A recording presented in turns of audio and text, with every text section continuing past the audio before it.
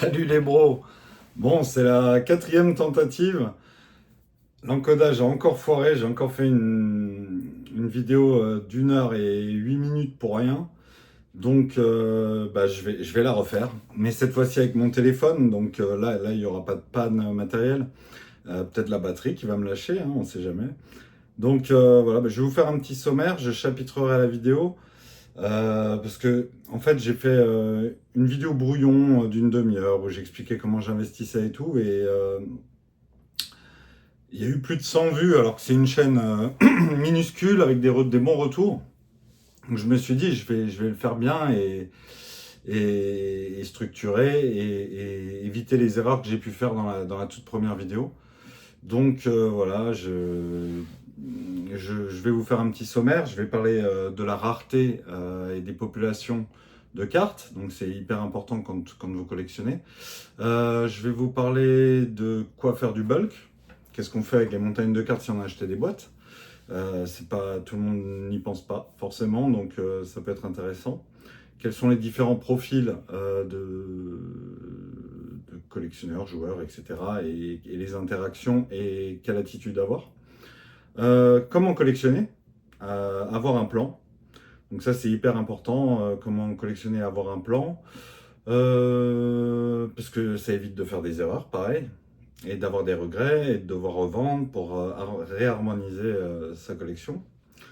On va parler de la hiérarchie des personnages, qui est importante à prendre en compte quand on commence par rapport à un budget. On aura une section budget, on en reparlera. On va parler de l'authenticité, comment authentifier une carte, c'est hyper important. Un petit chapitre sur le fait d'aimer One Piece. Pour collectionner One Piece, c'est très important aussi, surtout si on a un profil de collectionneur ou de joueur, pour tenir sur le long terme et pas, voilà, pas faire long feu dans le sens, au bout de 6 mois on en a marre et on veut juste liquider. Donc ça peut faire des erreurs aussi. Quel budget? Bon, ça c'est plus conseil financier, comment adapter son budget à son hobby, à sa passion. Quand acheter? Quand acheter, c'est pas tout le temps. Là, par exemple, on est dans une hype, il y a 90% des produits, c'est pas le moment. Peut-être le sceller à la limite, mais on aura l'occasion d'en reparler. Un petit chapitre sur les accessoires. On a des classeurs, on a des sleeves, etc. Donc, même certaines marques que je pourrais vous conseiller. Et enfin, on va parler des plateformes notamment européennes et nord-américaines. Si un Canadien se faufile, il saura de quoi je parle. Voilà, on va commencer par parler des raretés. Donc vous avez évidemment les communes, les peu communes et les rares comme dans Pokémon. Ce qu'on va appeler le bulk. Au bulk, on peut rajouter les leaders simples et les dons. Encore que des dons, il y en a 2 par boîte. Est-ce que c'est vraiment du bulk? Ça c'est à voir. Moi personnellement, j'aime bien les dons. Je les collectionne pas, mais j'aime bien. J'en ai acheté 1 ou 2 à l'unité doré parce qu'ils me plaisaient beaucoup. Donc au niveau de la rareté, il faut savoir qu'il y a des leaders alternatifs et des dons alternatifs, mais qu'il y aura aussi des rares alternatives. Ensuite, on a les SR, spécial rare. Donc ça, on va en avoir 7 par boîte. C'est semi-précieux. Bon, ça peut des fois dépasser les 10 euros si c'est extrêmement joué, donc c'est très jeu dépendant. Mais en général, une SR, ça vaut rien du tout, quoi. Si c'est pas joué, ça vaut moins de 1 euro, voire 1 euro dans le meilleur des cas. Quand c'est joué, ça peut être 2, 3, et quand c'est 14 euros, c'est parce que c'est l'édition héroïne EB03, qui en a très peu de tirés et que la Nami, il vous la faut, quoi. Donc voilà, c'est très très rare que ça dépasse les 10 balles. Ensuite, on a ce qu'on appelle les hits. Donc des hits, on va en avoir de 2 à 4 dans une boîte. Avant, c'était 2 à 3. 2 hits, c'est réfrigérant. Hein, alors, donc il y a les alternatives, comme dans Pokémon. C'est juste une carte alternative. C'est la majorité des hits. Donc la rareté est faible. Une bonne alternative va coûter 20 euros sur un set récent. Il y a des alternatives évidemment qui peuvent coûter 80 euros, mais sur des sets plus anciens. Et Et en général, c'est des très belles cartes qui sont sans bordure. Donc voilà. Il y a les SP. Alors les SP, c'est une rareté bien supérieure et c'est d'ailleurs la plus grande rareté. Je vais vous surprendre. Les SP qui sont souvent au nombre de 6 à 10. La prochaine extension OP17, on en aura 10. Les SP il y a marqué SP sur la carte. Ce sont des cartes excessivement rares. Il y en a 2 par case. Donc une case, c'est 12 boîtes. Et donc vous aurez 2 SP dedans. Sachant que comme il y en a 10, si vous en ciblez une, même en achetant une case, vous ne serez pas sûr de l'avoir. Et enfin la manga qui elle sera une toutes les 3 cases. Donc vous me dites, attends, tu m'as dit les SP, c'est ce qu'il y a de plus rare. Bah oui, c'est ce qu'il y a de plus rare parce que souvent la manga, il y en aura une, deux, peut-être 3. Alors 3, ça va contrebalancer mon propos. Mais s'il y a une manga et qu'il y a 8 SP, les SP ont une population moins élevée que la manga. Et donc on se retrouve avec des SP Luffy qui sont imprimés 1,5 fois moins, 80% de la supply, elle va être sur la SP Luffy. Et la manga Luffy, elle sera tirée plus, statistiquement, puisque avec 2 SP par case, si vous ciblez la Luffy et qu'il y a 8 SP, il vous faudra 4 cases, alors que pour la manga, il vous en faudra 3. Et donc votre SP Luffy sera plus rare que la manga. Et c'est totalement contre-intuitif et le marché ne l'a pas encore intégré. Il l'a intégré sur Pokémon, où des chase cards étaient moins tirés, alors que c'est 1 sur 1200 paquets, que des alternatives de Charizard qui étaient tirées. Donc il y avait plus d'alternatives extrêmes. Je ne sais plus comment ça s'appelle les chases de Pokémon. SIR. Mais comme les gens voulaient la Charizard, du coup la Charizard était plus rare et donc coûtait plus cher que la Chase.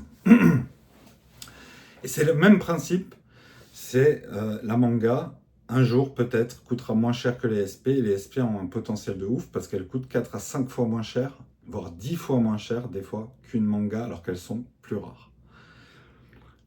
Et qu'est-ce qui me fait penser qu'une manga peut atteindre un plafond de verre et que les SP ont un potentiel de fou, donc déjà la rareté, ça c'est une évidence. À un moment, la demande, si elle se porte sur une SP archi belle, comme on a pu voir récemment avec la Bubble Zoro de OP14, qui est une carte sublime, vous avez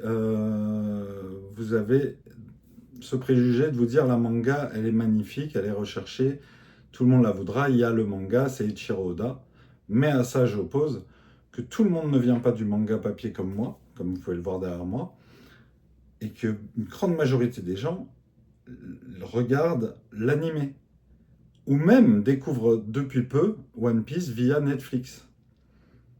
Et eux, une illustration qui a 25 ans, bon, certes c'est Oda, c'est cool, nous on a la nostalgie, mais qui n'ont pas forcément de nostalgie, qui voient du crayonné d'un manga derrière et tout, ça les fait peut-être moins vibrer que par exemple une Low d'OP4, archi belle, argentée, sans le côté secret, donc le panneau au bas de la carte, full art, d'une SP qui est encore plus rare.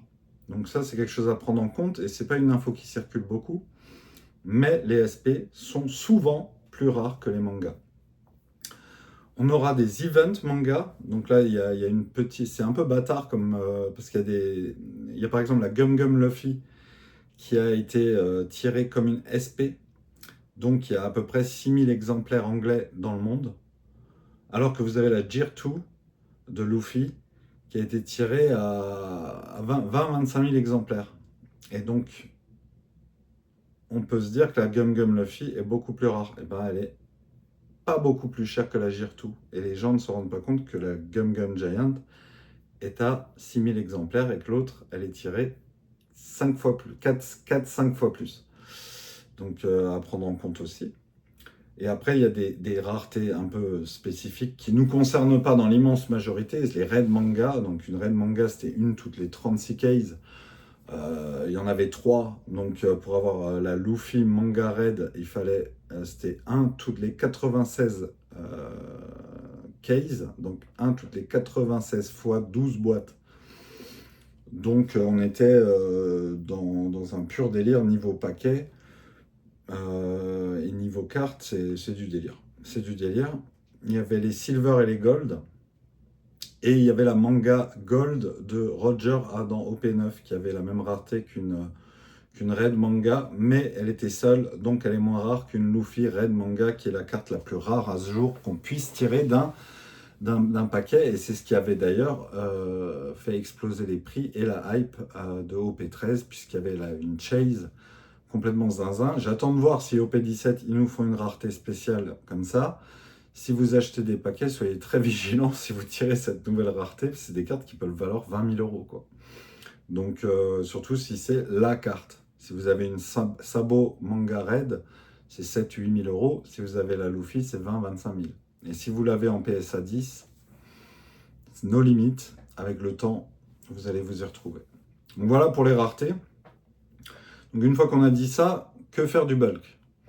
Que faire du bulk? Commune, peu commune, rare? Quand on joue pas, tout le monde n'a pas le temps de jouer, mais on reverra ça dans la section quand on parlera du profil. C'est la prochaine. On peut faire des dons. Des dons, si vous avez des potes qui ont des gosses, si vous avez un petit frère, peu importe, je dis n'importe quoi. Vous pouvez faire un don dans votre LGS à vos amis autour de vous pour les enfants. C'est génial, ça leur fait découvrir le jeu, c'est gratuit pour eux. Vous dites, je me débarrasse de kilos de carton et en plus je suis sympa. Les parents, ils vont peut-être pas kiffer d'avoir des cartes partout, mais les gamins, ils vont s'amuser comme des petits fous et ils vont peut-être même vouloir jouer. Et c'est ce qu'on peut leur souhaiter que ça. Si vous n'avez pas d'opportunité, une boutique qui les accepte ou des amis qui ont des enfants, vous pouvez aller à Micromania. Il en reste encore pas mal, même si là, avec Sony qui parle du dématérialisé, il se peut qu'ils mettent la clé sous la porte un jour ou l'autre, mais ça fait partie de leur reconversion aussi, hein. Donc voilà, eux, ils vont vendre des cartes et ils vous les rachètent en bon d'achat ou en cash avec un malus. 60% du prix qu'ils vous donneraient en bon d'achat, ils vous le donneront en cash. Voilà ce que vous pouvez faire avec le bulk. Et j'en ai assez dit, on va faire plus vite que les vidéos précédentes. Je suis passé de 1h30 à 1h, et là maintenant on va essayer d'être plus synthétique, plus fluide aussi. Donc voilà, je vais vous parler des profils. Alors les profils, vous avez à Seigneur tout honneur, le joueur qui lui fait vivre le jeu en faisant vivre le bulk, justement, les communes, les peu communes, les rares, les secrètes et les dons, les leaders, qui est l'essence même de la popularité d'un TCG. Un TCG en bonne santé, il doit compter minimum 60-70% de joueurs. C'est le cas aujourd'hui pour One Piece, plutôt vers les 60%. Il y a beaucoup de collectionneurs, beaucoup d'adultes qui connaissent One Piece depuis 30 ans, qui n'ont pas le temps de jouer et qui donc sont collectionneurs. Ça, c'est la deuxième étape. Il y a les joueurs, il y a les collectionneurs qui font vivre aussi le jeu, qui sont très importants, qui doivent représenter environ 20, 25, 30% d'un TCG en bonne santé. Sachant que des joueurs peuvent être collectionneurs, hein, il n'y a pas de problème, qui par exemple ont de la chance dans les préventes, dans les avant-premières, ou en achetant un paquet par-ci par-là, en plus de l'achat à l'unité. Et le collectionneur est très important, puisque beaucoup de joueurs vont revendre les alternatives, les SP qui vont tirer dans des paquets sur des coups de chance pour pouvoir alimenter leur achat à l'unité de cartes de jeu et de decks.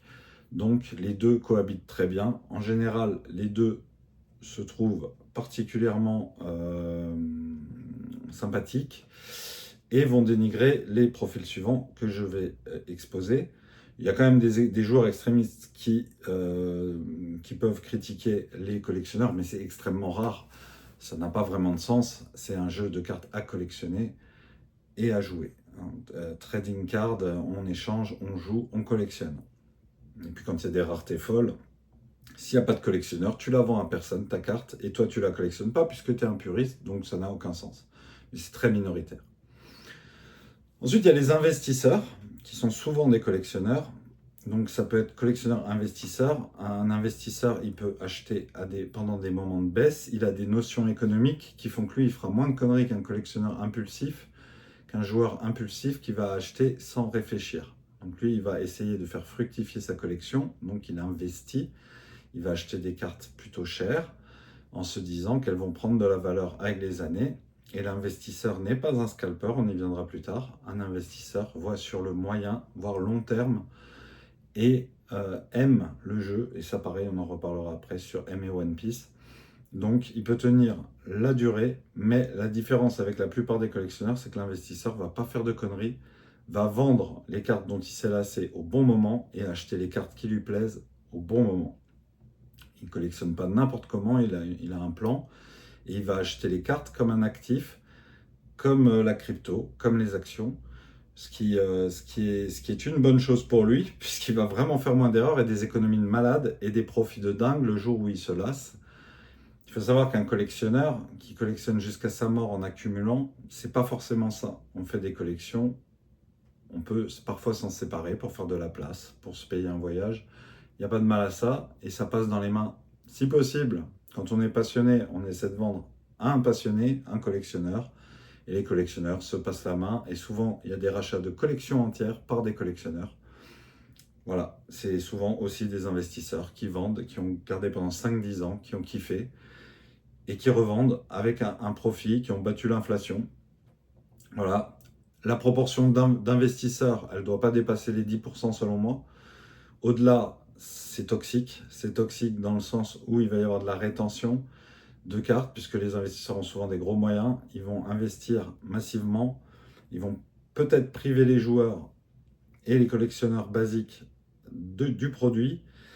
Et voilà. Et d'ailleurs, dans les investisseurs, il y a beaucoup de collectionneurs de scellés qui sont collectionneurs de scellés, mais ils sont investisseurs, puisqu'ils ont la force de collectionner le scellé. Le scellé, c'est extrêmement dur à collectionner. Collectionner le scellé, ça sous-entend être capable de garder le scellé sans l'ouvrir pendant des années. C'est hyper dur. Moi, j'ai essayé de garder des boîtes, je ne peux pas garder des boîtes. J'ai une boîte, je me dis, vas-y, je me fais un kiff, et je la pète, et je suis triste parce que j'ai rien dedans. Mais voilà, moi, je ne peux pas collectionner le scellé. Et puis, je ne suis pas trop fan de l'objet, mais les collectionneurs de scellé aiment beaucoup l'objet. C'est pas que de la spéculation en se disant, je vais bananer. Quand la boîte, elle a 10 ans, elle a 15 ans, elle a 20 ans, elle devient une dinguerie en elle-même. On s'en fout des cartes qu'il y a à l'intérieur et on sait qu'on va perdre de l'argent. La boîte vaut plus parce que la boîte, elle est rarissime. Un petit bémol toutefois sur One Piece, si vous collectionnez les boîtes, sachez quand même qu'elles ont été mappées, que jusqu'à OP16, les boîtes qui ont été collectionnées, on vous suspectera toujours d'avoir une boîte morte et ça freine la croissance du scellé de One Piece. Mais comme c'est la collection de l'objet, elles prendront tôt ou tard de la valeur et c'est quasiment le seul actif par rapport aux cartes, quelle que soit leur rareté, qui est quasiment sûr de prendre de la valeur, quoi qu'il arrive.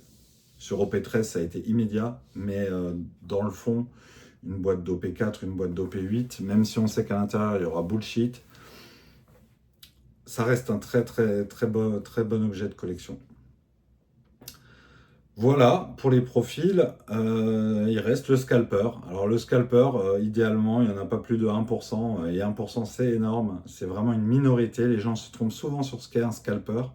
C'est un terme qui vient de la finance, un scalper c'est quelqu'un qui va faire de l'achat-vente sur un délai extrêmement court. Donc dans le trading, c'est des minutes, c'est j'achète, et 10 minutes plus tard je revends, j'ai mis un stop loss, je prends mes profits immédiatement et je me casse. Et je recommence sur des actifs avec des plans. Et voilà, c'est ça un scalper. Et dans les jeux de cartes, quand quelqu'un vous dit, parce que vous collectionnez des boîtes scellées, et qui vous dit t'es un scalper, bah non, désolé, c'est pas ça un scalper. Un scalper, c'est quelqu'un qui va acheter de l'OP13 et qui va le revendre tout de suite. Il va acheter la boîte, des fois il n'a même pas reçu la boîte qu'il la vend déjà. Il va précommander une boîte chez Play-in et il l'a déjà mise en vente en précommande sur eBay. Il l'achète 160 €, il la met à 230 sur eBay, et lui, tout ce qu'il veut, c'est faire ses 70 balles par boîte. C'est ça un scalper. Et ça, c'est toxique. Ça, c'est toxique parce que c'est de la spéculation à court terme, et ça prive les joueurs, les collectionneurs, les passionnés, les investisseurs, long terme, de produits. Et donc, j'ai envie de dire un petit mot là-dessus. Si tout le monde s'en plaint et qu'ils existent toujours, c'est que vous nourrissez la bête et que vous achetez des boîtes sur eBay à 230 euros. Ça, c'est des scalpers et vous les faites vivre et donc vous les incitez à recommencer puisque c'est de l'argent gratuit. Ils vont recommencer non-stop, sans arrêt. Donc, pas ouf, pas ouf. Voilà pour les scalpers. Et pour les profils, l'attitude à avoir, moi je considère que tout ce qui n'est pas scalper doit bien s'entendre en harmonie, puisqu'il faut tout pour faire un TCG réussi qui fonctionne et qui a une hype. Donc soyez courtois avec les collectionneurs et les investisseurs. Chacun fait ce qu'il veut avec sa thune, mais surtout, enlevez-vous de l'idée que c'est toxique. La toxicité, elle est que du côté des scalpers et quelqu'un qui a acheté 3 boîtes n'est pas un scalper. Un scalper, il va acheter des cases et revendre immédiatement pour faire du profit sur chaque boîte. Un mec qui achète 3 boîtes, il va peut-être se dire dans 2 ans, j'en vendrai une et ça remboursera peut-être les 2 autres. Et voilà, et c'est vraiment des investissements à la marge. Il y a des milliers de boîtes qui sont vendues par Bandai. C'est pas quelqu'un avec 3 boîtes qui va vous faire souffrir. Par contre, celui qui achète des cases et qui vide le LGS, la boutique près de chez vous, bah lui, il fait du tort à toute la communauté du quartier, quoi. Et il va peut-être même tuer le TCG et l'engouement dans son quartier. Voilà. Bon, le chapitre suivant, comment collectionner. Donc, avoir un plan. Avoir un plan, ça veut dire savoir ce qu'on va faire à l'avance et comment on va procéder.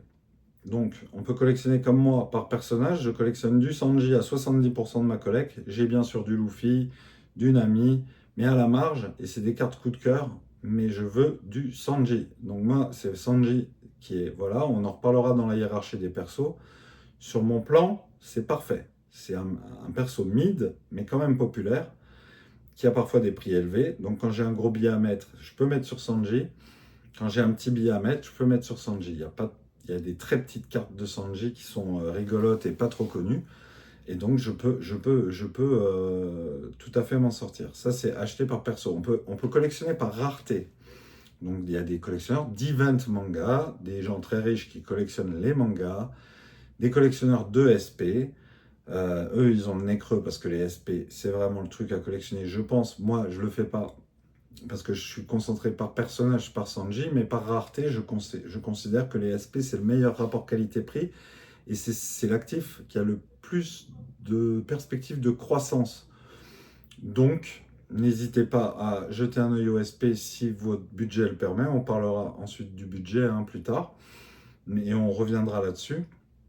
Mais voilà, si vous avez un budget plus serré, que c'est du 30-50 euros par mois, vous allez plutôt acheter des alternatives. Alors là, je parle comme si on devait acheter à l'unité. C'est fortement recommandé. Sachez que quand vous achetez une boîte, vous perdez de l'argent d'office et c'est dans des proportions qui peuvent être énormes. Vous achetez une boîte à 160 euros, vous pouvez avoir 30 euros de cartes à l'intérieur. Donc à l'unité 160 euros, vous pouvez avoir une SP et une alt. Facilement. Il y a vraiment des SP sous-cotés et des alts pas chers. Et des belles alts désirées qui sont à 20-25 euros. Donc, tenez-en compte. Si votre budget est serré, évidemment, le scellé, les boosters à l'unité dans le LGS et les boîtes, c'est vraiment à éviter puisque vous perdrez énormément d'argent. Moi, au début, j'achetais beaucoup de scellés. J'ai perdu beaucoup d'argent. Voilà, de l'argent. Sur 1000 euros de boîte, bah, vous pouvez en perdre 600-700. Avec 600-700, vous achetez une manga à l'époque en plus. Parce que moi, j'ai acheté à OP9. Donc, on a le frisson. Certes, on peut espérer avoir la Roger Gold. Mais on peut aussi se faire extrêmement banane, climatisé. Vous avez 2 cartes alt, 2 hits tout pourris dans votre boîte à 160 euros et ça vaut 40 balles au mieux ou même 10 balles, les deux. 5 euros, 5 euros. Deux trucs nazes, réfrigération totale. Vous avez jeté votre argent par la fenêtre et vous allez le regretter. Vous pouvez faire un mix. Moi, au P17, je sais que je vais acheter 2 boîtes. Je sais que c'est de l'argent perdu, mais je veux le frisson parce qu'au P17, il y aura sûrement des raretés exceptionnelles et je veux rêver. Mais j'achèterai pas 6 boîtes. J'achèterai peut-être à l'unité ou peut-être que j'achèterai pas à l'unité et je me ferai juste plaisir avec les boîtes, mais parce que j'ai déjà une collection qui a fructifié et que j'attends de voir s'il y a une Sanji qui me plaît. Je ferai peut-être ce pas en avant d'acheter à l'unité encore à OP17. Mais pareil, quand acheter, on en reparlera. Certainement pas quand la collection sort. Jamais. Ensuite, petit chapitre, hiérarchie des personnages. C'est important, notamment pour ce qu'on a dit pour le plan, pour votre profil, et par rapport au budget. Donc par exemple, Luffy, alors moi je considère par rapport au prix, mais par rapport à la population, à la désirabilité et à ce que je vois dans le marché. Donc c'est pas mes préférences à moi, c'est une hiérarchie objective du marché. Et j'y suis pour rien. Vous êtes fan de Jinbei, vous allez gueuler. Si je le mets très bas, c'est comme ça. C'est le marché a toujours raison. Et Luffy est le roi des pirates, le personnage principal, le Charizard, celui qui va être vraiment le plus désiré. Donc là, il n'y a pas photo. Si votre budget est petit, collectionner par personnage et collectionner Luffy, ça risque de vite atteindre ses limites. Donc à vous de voir. Mais rien ne vous en empêche. Il y a des Luffy bon marché, mais elles sont rares. Et elles ne sont pas forcément hyper belles. Mais on l'a vu même sur le Grévin. Oui, je n'ai pas parlé des cartes promo et des cartes de tournoi dans les raretés. Mais les cartes promo, c'est hyper casse-gueule. Vous voyez que la Grévin, elle ne fait pas l'unanimité au niveau de sa beauté. Elle n'est pas éblouissante. Elle est sympa. Moi, je la trouve chouette. Mais elle n'est pas éblouissante. Voilà. C'est une Luffy. Et direct, elle pète. Donc voilà. Ensuite, on aura Nami et Zoro. Zoro, c'est particulier. Il est un peu au-dessus de Nami dans le sens où il est archi populaire aux États-Unis, qui est le plus gros marché du monde. Et donc, les TR françaises Zoro sont au-dessus de tout. Uber alles. Zoro, 60% des Américains considèrent que c'est le personnage le plus populaire de la série, devant Luffy. Et c'est le seul pays au monde où c'est comme ça. Au Japon, en France, c'est Luffy. Et au Japon, c'est Luffy de loin. Donc c'est à prendre en compte. Les Zoro sont chers parce que les ricains sont dessus. Si vous avez des Zoro en anglais, avec le marché américain, vous avez des cartes de ouf. Ensuite, il y a Nami, Boa, Nico Robin. C'est la taxe waifu. Les waifus, c'est les femmes idéales, les femmes à marier, les boobs. Et il y a une taxe parce qu'il y a des gooners, ce qu'on appelle les gooners, c'est les collectionneurs pervers.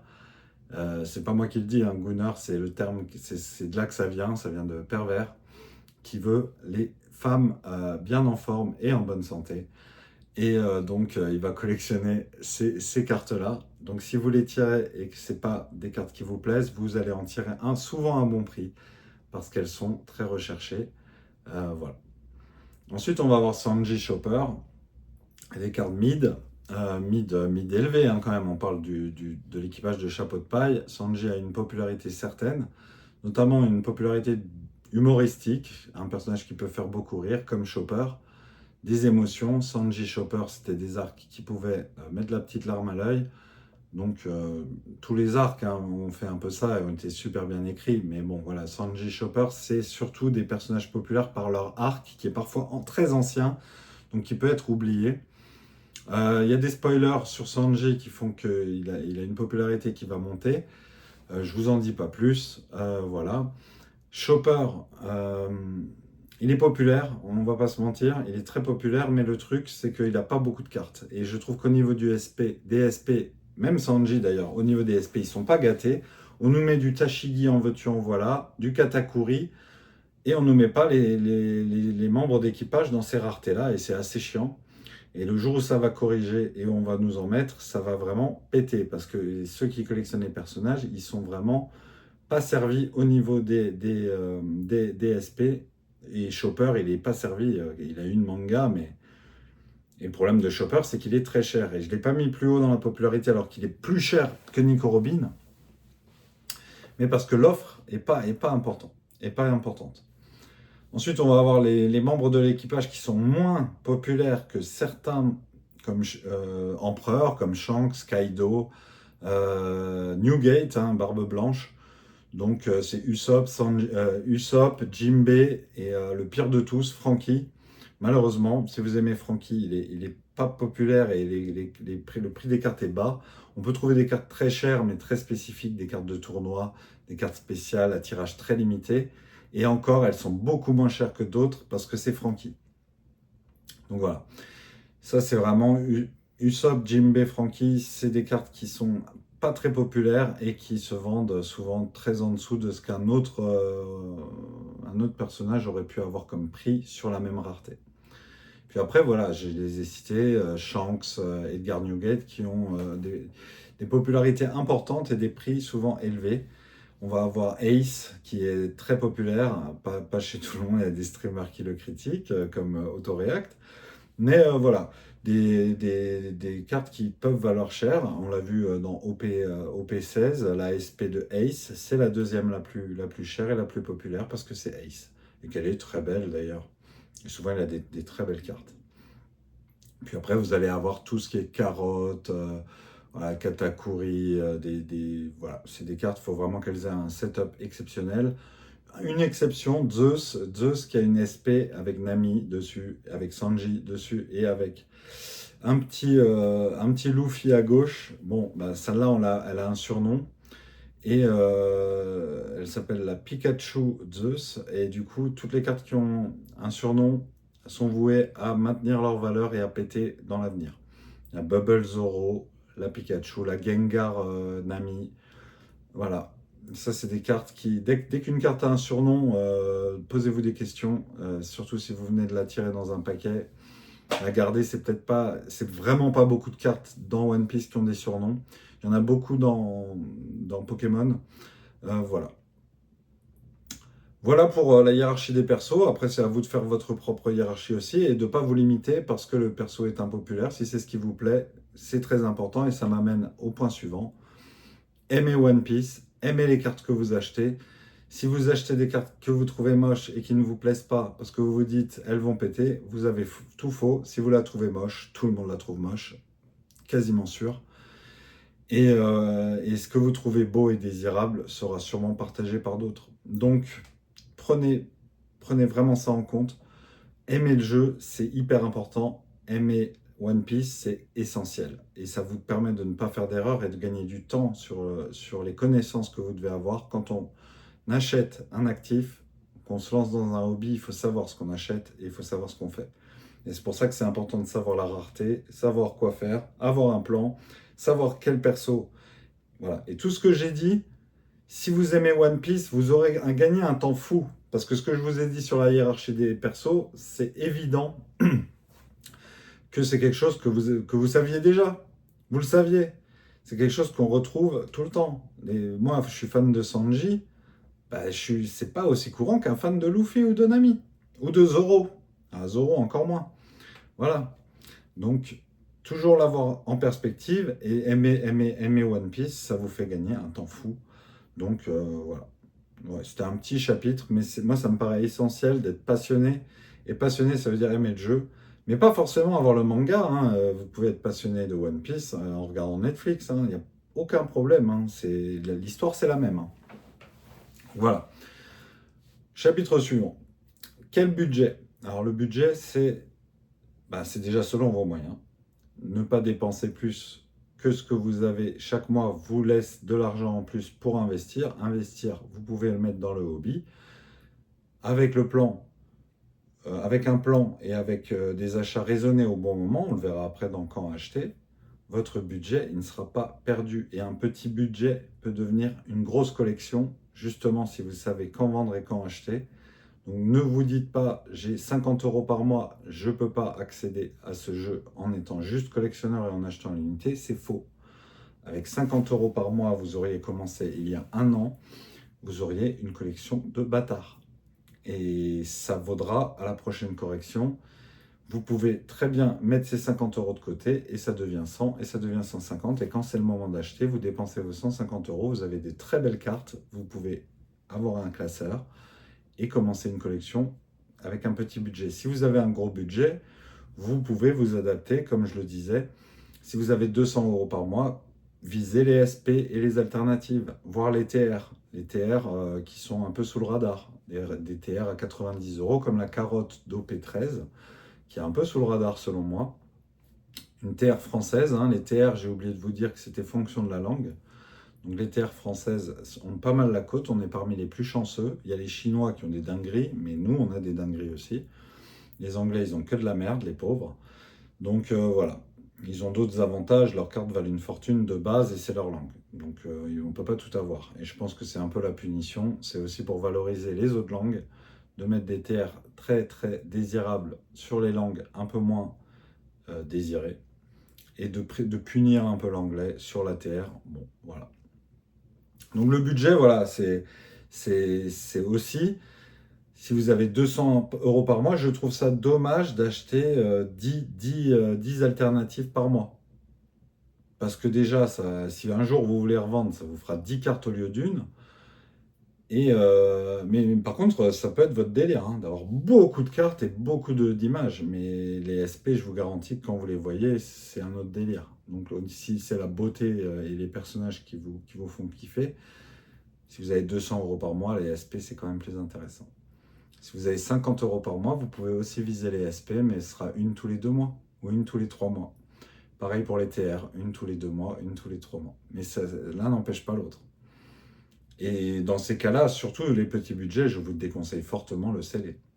Le scellé qui va vous faire forcément mal et vous aurez une collection qui n'évoluera quasiment pas parce que vous n'aurez que des communes, des rares, des SR et parfois une alt. Et si c'est une alt à 10 euros, bah, ce sera votre meilleure carte. Et vous aurez dépensé beaucoup d'argent alors que vous avez un petit budget et que vous auriez pu avoir une carte à 50 euros qui est largement plus pétée que d'avoir du bulk. À nuancer néanmoins, si 50 euros c'est votre budget, le profil qui vous correspond le plus, là je parlais des collectionneurs, mais le profil qui vous correspond le plus, c'est joueur. Hein, parce que l'achat à l'unité, 50 euros par mois, vous pourrez jouer, être compétitif et pourquoi pas gagner des cartes de tournoi qui sont extrêmement valorisées. Pourquoi pas? Ça peut être un plan de jouer pour collectionner. On a vu une vidéo de Samosa récemment qui parlait notamment à Toulouse d'une toxicité des joueurs parce que des gens viennent pour gratter la carte. Ça peut être un problème. À vous de voir où vous vous situez. Vouloir jouer pour collectionner, il n'y a pas de mal à ça. C'est normal, hein. On fait des tournois pour avoir des prix. Voilà, maintenant, ça veut dire bien se comporter aussi, hein. La communauté, il faut qu'elle soit saine. Et ça veut dire accepter de perdre, être bon perdant et ne pas tricher et ne pas embrouiller son monde et se faire exclure comme un malpropre, quoi. Mais là, je ne suis pas là pour donner des leçons, hein, c'est plus un cri du cœur pour des gens qui ne regarderont pas cette vidéo. Chapitre suivant. Quand acheter? Donc là, c'est vraiment comme la crypto, comme les actions, comme beaucoup de choses. On achète sa clim en hiver et on achète son chauffage en été. Je ne peux pas vous donner de meilleur exemple. Quand tout le monde dit que One Piece se casse la gueule, que tout est rouge, voilà, vous regardez Vivre Card Autoreact, ils avaient des vignettes en rouge il y a 4 mois. Est-ce que c'est fini pour One Piece? Le marché se casse la gueule. Bah, c'est là qu'il faut acheter. Et quand vous voyez tout le monde vous parle de la hype, le marché explose, voilà ma collection, tout est beau, tout est frais, n'achetez pas. Ou alors des trucs de niche parce que vous connaissez le marché par cœur et que vous y êtes depuis 2 ans. Mais il y a vraiment des moments où acheter. Et c'est contre-intuitif, c'est pas... Alors là, on n'est pas dans une bulle, on est dans une croissance organique. C'est des nouveaux entrants, c'est des joueurs, c'est une pré-spéculation, mais c'est aussi des gens qui rentrent. Sur une forte baisse qu'on a eue, qu'on a récupérée, mais on n'a pas dépassé la hype d'OP13. Donc c'est une croissance organique. Une réaccumulation aussi de ceux qui vont manipuler le marché plus tard et qui vont revendre, donc des investisseurs. Et évidemment, des scalpers qui, eux, parfois connaissent le marché et font ça et achètent beaucoup. Pour revendre beaucoup ensuite sur la hype. La hype, on peut penser qu'elle ira jusqu'à après OP17. Mais si vous voyez vos cartes triplées à OP17, celles qui vous plaisent le moins ou celles où vous avez le plus de doutes de conservation sur le long terme, ce sera le moment de vendre. Malheureusement, vous le vendrez à des gens qui achètent au mauvais moment, mais c'est la loi de la jungle. C'est des gens qui apprendront peut-être et qui ne feront pas ces erreurs-là. En tout cas, acheter maintenant des choses qui ont fait x2, x3 en 3 semaines. Moi, j'ai des cartes qui ont fait x4 en un mois. J'hésite à les vendre. Et je ne les vends pas souvent parce que c'est des Sanji et qu'elles me plaisent de ouf. J'ai acheté la TR chinoise d'OP8 de Sanji. Je l'ai payé 230 euros, elle cote à 700 là. Et je peux pas la vendre, c'était déjà dans mon cœur ma carte préférée. Et je me disais, il faut vraiment que je l'achète. Elle a longtemps été à 100 euros et je l'ai achetée à 230 en me disant, vas-y, moi je la veux et je m'en fous. Et tant pis, des fois on a des coups de cœur. Bien m'en a pris, elle a explosé derrière. Mais voilà, c'est souvent ces cartes SPTR qui vont vraiment péter parce qu'elles sont décorrélées du marché. Et là, elle est à 700 et à mon avis, elle le restera parce elle est méga rare. Moi, en plus, je l'ai gradée, elle est à 9,5. Donc, laisse tomber, elle est en état mine plus. J'ai sécurisé l'authenticité, on en reparlera de l'authenticité. Et là, j'ai oublié d'en parler de l'authenticité, donc je vais faire ce chapitre après. Et, et j'ai sécurisé l'authenticité et l'état. Moi, je grade pas pour spéculer et pour revendre. Souvent, je garde des 8, je garde des 9, parce que c'est juste un moyen de la conserver. Au mieux, puisque les classeurs ont des défauts à ce niveau-là, et que je sécurise mes cartes précieuses par la gradation pour qu'elles soient dans un étui scellé et qu'il n'y ait pas de poussière, qu'il n'y ait pas d'humidité, qu'il n'y ait pas de soleil aussi, ça il faut protéger du soleil. Je les garde dans des boîtes ou dans un classeur de cartes gradées. Voilà. L'authenticité, donc je vais faire un petit mot dessus, c'est important. Authentifier une carte, savoir qu'il y a des fausses. Alors le français, on est assez épargné, mais sur des cartes à 300 balles anglaises, vous aurez des faux. Il faut savoir les reconnaître. Savoir reconnaître une fausse carte, c'est pas toujours simple. Ça va surtout se situer au niveau de la texture, puisque dans les usines de Bandai, on va mettre plusieurs couches d'impression, ce que les faussaires ne savent pas faire. Le holo va être ciblé à des endroits. Vous aurez les flammes d'Ace et pas ailleurs. Eux, ils vont avoir un holo uniforme, en arc-en-ciel, tout moche, pas selon les couleurs de la carte. Donc ça, c'est un premier red flag. Si vous voyez une carte uniforme, sans texture, avec un holo, et que vous voyez voilà, les cartes en photo sur Internet avec des textures, demandez des photos latérales. C'est hyper important.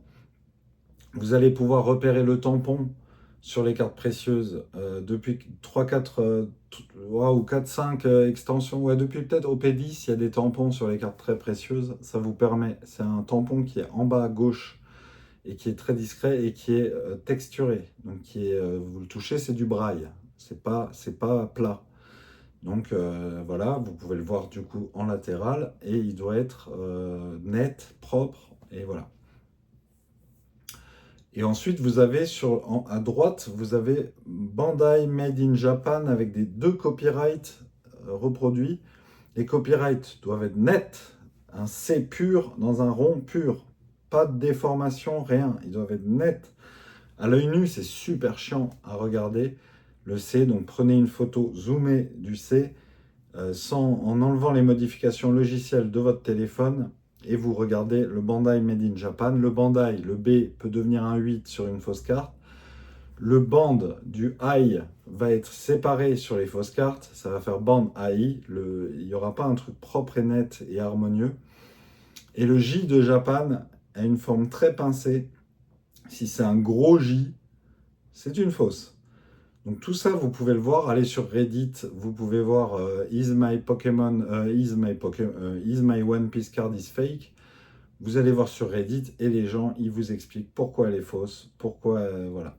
Et vous allez pouvoir, avant d'acheter, pouvoir demander des photos et authentifier la carte à l'avance et surtout l'authentifier à la réception, puisqu'on va pouvoir on va vous donner une photo d'une vraie carte et vous envoyez la fausse et vous ne faites pas gaffe et vous mettez la fausse dans le classeur et c'est foutu. Dans 2 ans, vous vous en rendez compte en la vendant. Voilà, tant pis pour vous. Vous aviez une carte à 200 qui maintenant vaut 2000 et qui vaut 0. Donc, soyez très vigilants sur l'authenticité. C'est super important. Vous pouvez acheter une loupe de bijoutier pour 4 euros, voire moins sur Amazon. La loupe de bijoutier qui vous permettra de regarder le C, le tampon, etc. Ça vous permettra aussi d'ailleurs de voir les défauts des blanchiments, des points blancs à l'arrière, des enfoncements très discrets comme des pointes de stylo. Ça vous nique la carte. Vous avez en gradation, vous êtes sûr d'avoir un 7 ou un 8, alors que c'est très discret, ça passe à la lumière forte. Lumière, vous pouvez acheter une lampe de poche de lumière bleue. C'est évident sur les cartes authentiques, la lumière bleue, vous allez voir l'effet que ça fait. Sur les fausses, vous allez voir l'effet que ça fait. Je ne vous souhaite pas d'avoir des fausses pour comparer. Déchirer, ne faites jamais ça. Même si vous êtes quasiment sûr qu'elle est fausse, ne le faites pas, parce que si elle ne l'est pas, les gens qui déchirent les cartes, c'est vraiment des gros marioles. J'ai déchiré la carte, elle était vraie, et ben t'en fais quoi maintenant? Elle est foutue. Donc déchirer, ça n'a aucun sens. Par contre, vous pouvez déchirer une carte fausse une fois qu'elle est fausse de chez fausse et la faire sortir du marché, quoi. Voilà pour l'authenticité. Petit chapitre sur les accessoires. Évidemment, il vous faudra des sleeves. Vous avez une carte précieuse, il faut la mettre dans son plastique. Évitez les perfect sleeves pour les cartes précieuses. Les perfect sleeves, c'est pour jouer. C'est pour que la carte soit bien plastifiée, nette. Mais pour la collection, vous risquez de l'abîmer. Surtout en la sortant, vous allez devoir pincer fort. Préférez une sleeve qui respire, où vous glissez la carte tranquille. Et si la carte est précieuse, vous la mettez dans un top loader qui est un plastique rigide dans lequel la sleeve va se mettre. Ne mettez jamais une carte dans un top loader, vous allez la rayer, la défoncer. Et vous pouvez même mettre une petite étiquette pour tirer la sleeve du top loader. Voilà. Ça, c'est les accessoires pour protéger des cartes à l'unité. Vous pouvez les mettre dans des sleeves puis dans des classeurs. L'un n'empêche pas l'autre. On ne met pas une carte brute de haute valeur dans un classeur. Le plastique du classeur va rayer la carte. L'humidité va rentrer dans le classeur, quelle que soit la qualité du classeur, va déformer la carte, voire la faire moisir si vous gardez pendant 20 ans dans un endroit qui n'est pas adapté, comme un grenier ou une cave. Ne faites jamais ça, quelle que soit la qualité de votre classeur. Pour les cartes précieuses que vous gardez dans un classeur, vous devez penser à garder les cartes, alors pas précieuses comme moi qui collectionne de OP9 à OP14 le 7 de 0,1 à 119 avec les communes, peu communes, rares SR et les secrètes. S'il y a des anneaux, c'est pas grave. Ça va abîmer les cartes sur les côtés à terme. Mais c'est pas très grave parce que c'est une collection que je garde comme ça pour le plaisir et que je garderai toujours. Je pense pas vendre un jour les sets complets. Si par contre vous avez des SP dans des classeurs, parce que vous ne voulez pas grader, que ce n'est pas votre délire et que vous voulez voir les cartes, pas d'anneau. Hein. Donc il y a une marque qui s'appelle Volt X, qui est d'une qualité extraordinaire. Je vais vous montrer. C'est un classeur comme ça. Alors là, bon, moi je collectionne pas que du One Piece, hein, mais voilà. Donc très qualitatif. La marque, elle est là. Et vous avez, c'est fermé, c'est un classeur fermé évidemment, à l'abri de la poussière, et il n'y a pas d'anneau. Donc voilà, vous voyez, je vais soulever les cartes, mais vous voyez que ça frotte pas. Donc voilà, des putains de belles cartes quand même. Voilà, passer sous le radar. Alors tout le monde déteste Magic Spider-Man, je peux vous dire que les cartes elles coûtent rien. Et dans 10 ans, tout le monde va se réveiller, c'était Spider-Man. Voilà, et c'est le même principe pour One Piece. Peut-être que tout le monde va se réveiller sur OP8 un jour, que sais-je, et se dire c'était formidable ce qu'ils nous proposaient. Et c'est pareil pour des modes. Les leaders grosses têtes, les leaders pas grosses têtes. Peut-être qu'un jour il y aura une mode. On a vu avec OP16 les SP qui sont revenus sur le même mode que OP4, ça a valorisé les SP de OP4, puisque des gens veulent les sets complets. Moi, c'est mes SP préférés en plus. Donc, j'ai eu la chance de tirer Ace dans la seule boîte d'OP16 que j'ai eue. J'en suis super content. J'ai une Trafalgar Law notée 10. D'ailleurs, si, je pourrais imager. Et ça va me permettre de vous montrer un accessoire un peu particulier. Le classeur de cartes gradées, bon, ça c'est vraiment très particulier. Moi, je grade chez Collectora, parce que j'ai beaucoup de cartes françaises, et puis parce que je trouve qu'ils sont pas chers, rapides, efficaces, sympas. J'habite à côté du siège, donc qui est à Saint-Cloud. Voilà. Et donc, classeur de cartes gradées. Donc ça, c'est un peu cher. Ça va être 30 € avec 4 pages, et c'est 3 € la page en plus, et il peut y en avoir 7 maximum. Donc voilà. Des petites Sanji, hein, comme vous pouvez le voir, gradées. Et la Trafalgar Law, alors ça, voilà, ça c'est des genres de collections qu'on peut faire hein, sur un type de carte en particulier. C'est des alternatives. Voilà, qui commence à côté. Et voilà, la Trafalgar Law, c'est la SP dont je parlais. La SP, donc ça là, elle a un 10. Vous voyez ce que Collector a fait, hein, elle magnifie la carte. Et voilà, je trouve que ces SP sont hallucinantes. Et ça revient à ce que je disais sur les mangas. Il y a des gens qui vont préférer largement avoir la SP de l'eau que la manga de l'eau. Voilà. Une petite Gear 5 en dessous, qui est une carte qui a pété, que j'ai acheté au bon moment, avec la Gear 4 juste à côté. Voilà, ça c'est pour les accessoires. Je ne suis pas là pour vous montrer ma collection.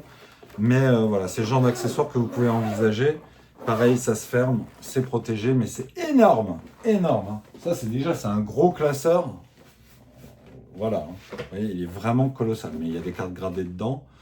Voilà, on voit même au niveau de l'épaisseur que c'est pas la même chose. Hein. Voilà, donc ça c'était pour les accessoires. Et enfin, il y a les plateformes où est-ce que j'achète. Il faut fuir eBay. Ça, c'est une évidence. eBay, c'est des prix gonflés. Pourquoi? Parce que moi, quand je vends sur eBay, et c'est pour avoir le maximum de monde qui peut voir ma carte, mais j'ai vendu ma Bubble Zoro gradé 8, et en fait, le 8 me décevait, et j'aime la carte, mais je ne la voulais pas en 8. Je l'ai vendu 510 €, eBay m'a pris 60 €. Et c'est pour ça que je l'ai vendu 510 €. Sur Card Market, je l'avais mis à 460. Donc sur eBay, vous paierez toujours la taxe. C'est le vendeur qui a les boules de payer la taxe, mais il vous a mis la taxe dans le prix. Donc eBay, c'est très cher. Il faut prendre des profils très très spécifiques et faire attention aux faux. Aux États-Unis, ils ont la chance, quand ils achètent des cartes, ça passe par un service d'authentification d'eBay qui ensuite vous envoie la carte. Donc ça vous protège. En France, on n'a pas ça. En Europe, on n'a pas ça. En Angleterre, ils l'ont, mais j'ai dit l'Europe. Donc l'Europe géographique, ok, mais pas l'Europe économique. Et donc, voilà, les plateformes, qu'est-ce que je disais? Je sais plus. Ah oui, eBay, éviter. Mais alors, du coup, moi j'achète sur Card Market. C'est une plateforme allemande, mais qui est très populaire en Europe. Et vous pouvez trier par pays. Vous pouvez taper le nom de votre personnage, classer par extension, et c'est les prix les plus bas. C'est vraiment, et c'est plus bas que eBay. Même avec la taxe, ça rattrape jamais. Donc voilà. L'intérêt d'eBay, ça peut être d'acheter une collection par contre. Là, ça peut être intéressant. Parce qu'en plus, on peut négocier. Il y a des enchères aussi. C'est vrai qu'avec les enchères, pourquoi pas, vous pouvez vous en tirer. Mais en tout cas, Card Market, ça peut être sympa. Attention aux frais de port si vous achetez à l'étranger. Comparez bien. Comparez bien. Vous pouvez faire une liste de souhaits. Voilà. Mais comparez bien les prix. Faites bien gaffe. Parfois, le premier prix va être un Suisse. Vous vous dites génial. Et vous auriez payé moins cher en prenant un peu plus cher chez un Français, en payant 20 € de frais de port de moins.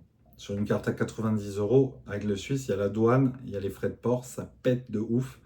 Acheter en Espagne, acheter en Allemagne. Allemagne, en France, ça va, on a de la chance. Ils ont une poste sérieuse. Les cartes arrivent, les Allemands sont sérieux. Ça se passe plutôt bien. Italie, j'aime bien. Ça se passe plutôt bien aussi, mais c'est un peu cher. Et Espagne, les frais de port sont très chers et c'est très compliqué. La Belgique, il y avait des problèmes avec la poste, mais dans l'ensemble, si ça se règle avec la poste belge, ça se passe plutôt bien avec les Belges. Mais faites super gaffe. Et pareil, sur l'appli, vous regardez, il y a les prix moyens depuis 30 jours, depuis 7 jours, depuis 1 jour. On a des carnets d'ordre. Donc si quelqu'un achète toutes les cartes à 1 €, le prix, il passera à 2. Et la valeur de la carte sera à 2. Et vous, votre premier prix, ce sera 2. Et vous verrez, prix moyen, 96 centimes. Vous payez le double. Pensez à avoir ce réflexe pour toutes les cartes, de voir l'historique et de voir si vous n'êtes pas en train d'acheter le sommet. Voilà. Alors qu'une carte qui baisse continuellement, pas de problème. Je l'aime, je trouve que le prix est sympa, je me lance. Demandez des photos. C'est très important. Vous pouvez demander sur eBay, vous pouvez demander sur Card Market, vous pouvez demander sur TCG Player, ça c'est pour les Canadiens. Il y en a peut-être un qui regarde, il est déjà au courant, il sait que c'est sur TCG Player qu'il va acheter. Lui, il n'a pas de bol parce qu'il va surtout acheter aux Canadiens. S'il achète aux États-Unis, douane, frais de port, horrible. Il y a Card Nexus, mais pour One Piece, c'est pas ouf. Il y a d'autres plateformes. N'hésitez pas à faire des recherches, à vous renseigner, à chercher. Avant de dépenser son argent, on s'instruit, on cherche à savoir. Moi, Card Market, je vous en parle parce que j'ai dû avoir 300 achats, jamais eu de problème vraiment. Je vous recommande pour toute carte qui vaut plus de 10 € de prendre le suivi. Et c'est une option à prendre dans le panier. C'est 80 centimes qui vont vous faire possiblement économiser 20 €, puisque la carte, si elle est perdue, c'est pour vous. Vous prenez le risque, vous avez demandé sans suivi. Le suivi, Card Market vous met une assurance dans les 80 centimes et vous rembourse si la carte, la poste dit elle est perdue. Donc voilà, super important. Et voilà, on a fait le tour. Donc là, c'est pas le moment d'acheter. Ça, c'est un petit conseil final. C'est pas le moment d'acheter. Le moment d'acheter, on en reparlera. Mais néanmoins, il y a une niche et c'est le prêt errata. Et je vais juste vous donner cette astuce parce que j'achète du prêt errata en ce moment et je trouve que les cartes passent sous le radar, peut-être de moins en moins. C'est la première édition. Il faut savoir que les cartes ont été très vite corrigées. Les boîtes avaient un fond bleu. Quand elles ont été corrigées, les boîtes ont eu un fond blanc. Et les cartes qui ont été corrigées, c'est pas toutes qui ont eu le texte modifié. On est sûr qu'elles viennent de boîtes bleues, au fond bleu. Et donc, c'est des first print. Et elles sont rares. Et vous en trouvez à 100 €, 50 €, 14 € pour des altes de la première impression pré-errata.